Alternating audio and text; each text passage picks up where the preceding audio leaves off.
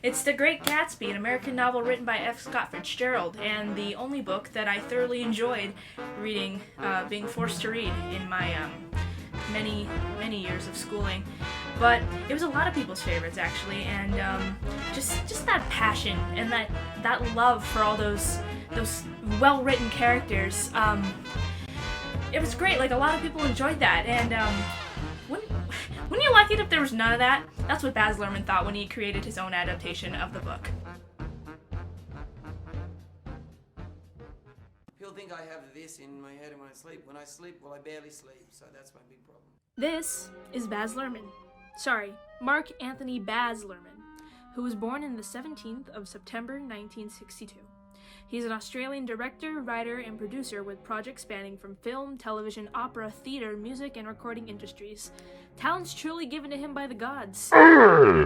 Give it back. Don't get me wrong, Baz here is known for visually fantastic movies. Storytelling, however, oh boy! The plot in his movies has more holes than Jay Gatsby himself.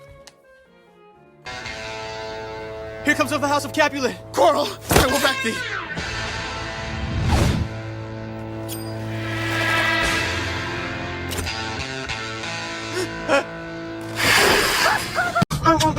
And I shudder to think that surely with $105 million he could have hired...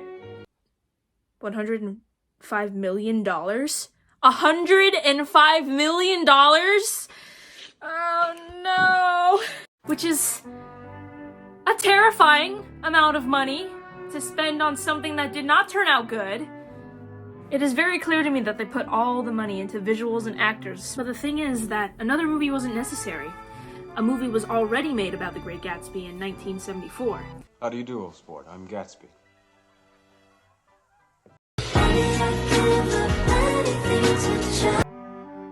There was nothing for Baz to gain from this film, except from money.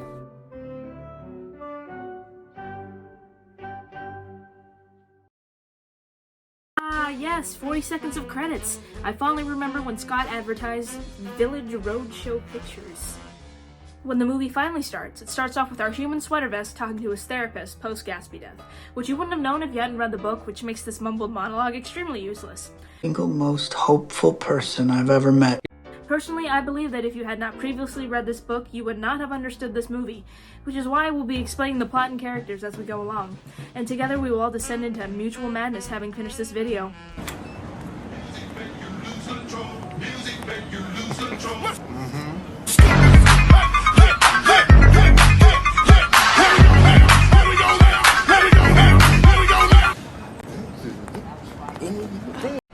This is Nick Carraway, who in the book is self-described as reserved and non-judgmental, but without any unbiased proof, no one is really sure, which makes him a true unreliable narrator. At the beginning of his retelling, Nick is invited to his cousin Daisy's mansion, where her husband, Tom Buchanan, rides in on his horse. Tom is, above all, characterized by physical and mental hardness. Physically, he is large, muscle-bound, and has an imposing frame, and the ego just to match. But I told you not to call me here. He's a party pooper who literally sucks the life out of rooms. In this room is where his wife Daisy Buchanan sits with her friend Jordan Baker. Oh no! Daisy is written to be beautiful and charming, but also fickle, shallow, bored, and sardonic. Do they miss me in Chicago? Yes, at least a dozen people send their love. Doubt. Nick characterizes her as a careless person who smashes things up and then retreats behind her money. The girl beside her is Jordan Baker, and from her very first appearance in the novel, Jordan strikes Nick as mysterious, aloof, and alluring. Jordan belongs to the upper crust of society. This summer I'll sort of fling you two together. I'll push you into living. Yes, that it's up to us. The dominant race to watch out are these other races. It turns out that Tom is actually a horrible person and has been cheating on Daisy for a long time with this woman named Myrtle. Myrtle and Tom seem to be the perfect match because Myrtle is cheating on her own husband with Tom.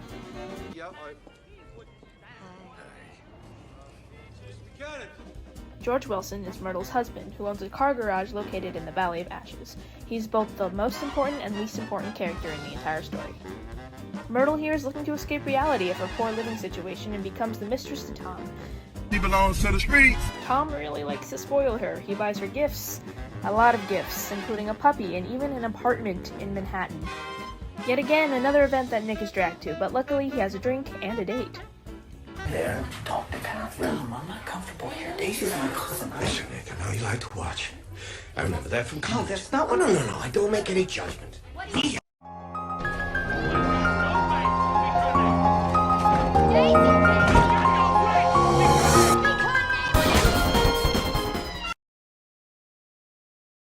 Hey look, fantastic party! It's set in the 1920s, playing a genre of music that absolutely was not created in this time period. The recurrence of modern music is so frequent they might as well have made this movie in a modern alternative universe. At some point, Gatsby personally invites Nick to his mansion party, where a lot of stunning but pointless visuals are shown.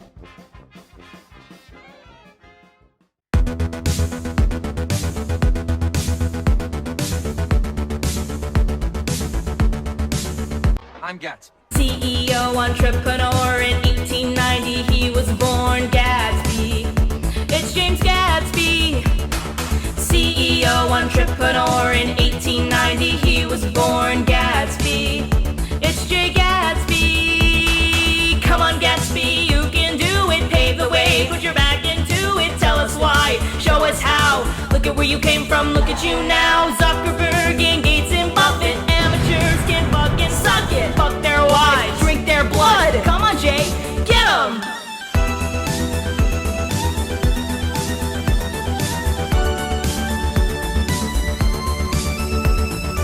Gatsby introduces himself to Nick within earshot of many, many people who somehow do not hear this. Gatsby is a multimillionaire who likes to throw parties for seemingly no reason. He is charming, quick-witted, and likes to say old sport like that's his Pokemon dialogue. Don't worry, old sport. Don't worry. Good night, old sport. You're wrong about the past, old sport. Jordan just so happens to be at this party and informs Nick that, hey, I have something to tell you, but to drag out the story, I'm not going to tell you here. Later on, Jordan tells Nick that 5 years ago, Daisy and Gatsby had the hots for each other, but due to money, Daisy left Gatsby in the dust for Tom. But for some unknown reason, Gatsby couldn't return. A year later, Tom Buchanan of Chicago swept in and stole her away. Can we go back? I'm so sorry, but the green screen here is awful. It is so bad. They had so much money and they put in green screens. But now that Nick has developed a habit of aimlessly wandering into love triangle's crossfire, Gatsby wants Nick to invite both him and Daisy to Nick's tiny little cottage for tea. He wants you to invite Daisy to tea. Daisy. And Gatsby.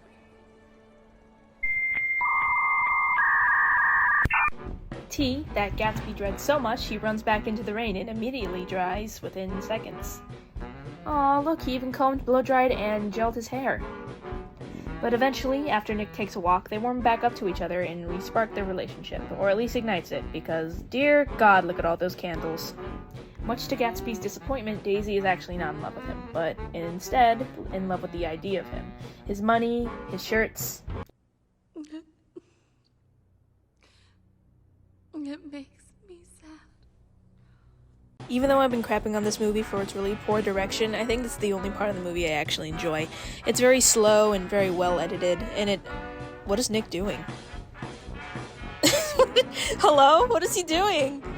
Nick! Buddy! You're ruining the moment! Because I've never seen such beautiful shirts before. Gatsby tells Daisy that if she wants to be with him, she needs to tell Tom and her daughter that she never loved them. But, at least the daughter already knew that. Said it was a girl. And I wept. I'm glad it's a girl.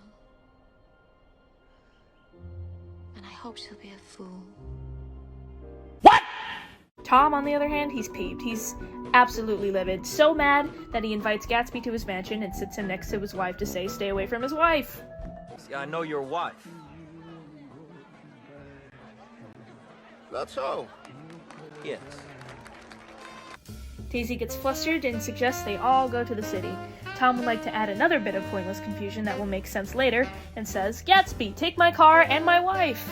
After a pointless scene change, Daisy reveals to Tom that she never loved him and is going off with Gatsby. In an attempt to combat this, Tom tells Daisy that Gatsby is a bootlegger and a murderer, possibly involved with the mafia. This information scares Daisy, so much so that she decides that she doesn't want to be with Gatsby anymore. And after Gatsby realizes this, it absolutely shatters him. 5 years for nothing! At this point, it was pretty clear that Tom had won, and he trusts Gatsby to get in a car with Daisy. Meanwhile, Myrtle is having a fight with her husband. During said fight, she sees the yellow car that Tom was driving earlier approaching the garage. But now, this car is not being driven by Tom, it's being driven by Gatsby and Daisy. Myrtle unfortunately does not know this and ends up being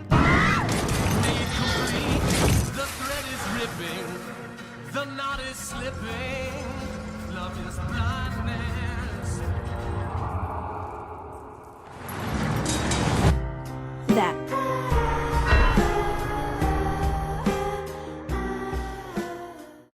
On their way back, Tom sees the crime scene in front of him and checks it out with no supervision. He just goes and checks it. Tom is distraught, and he even confides in George, who was driving the yellow car that hit her. And now, with this newfound information that he got from his friend who definitely wasn't screwing his wife, he decides that he's going to take revenge into his own hands, which means killing our titular character and himself.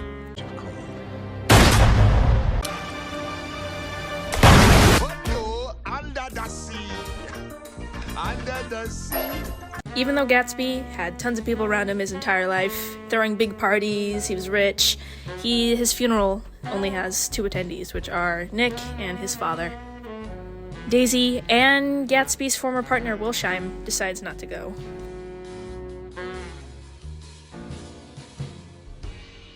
And that is the end of the book, and the story, and the movie, thank God. Actually, I lied, the movie has a bit more pointless scenes to it, like this montage of Gatsby's life. But overall, it was over. You just wasted 2 hours and 24 minutes of your life if you ended up watching this movie. I have watched this movie 3 times, which means that I have in fact wasted 8 hours of my life watching this movie. And I will never, ever get that back. But that's okay, because even though this movie is really bad, the story is still somewhat there, and I read the book, so I enjoyed it as a fan of the book, and not as a film critic, because my film critic side was, I will say that this movie was there when we did not need it. But now that it's here, we can't change that. And I really doubt that Baz had read this book, but he certainly took one thing to heart, which is... Can't repeat the past. No. Why, of course you can. Of course you can.